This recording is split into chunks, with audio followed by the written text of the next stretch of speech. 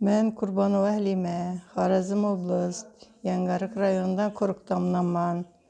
Yaşım 65'te. Şu vakitgacha gepatit C, yürek, seki vuruşu, asta vuruşu, kabziyattan azap çekip yürgen edim. İşin nana balzamını, darılarını içmeke karadım.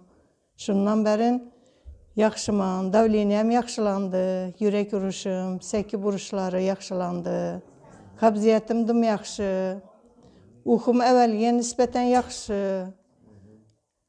Ayak ağrıqlarımdan özgəriş var. Şu həmməgə şunu təvsiyə etəmən.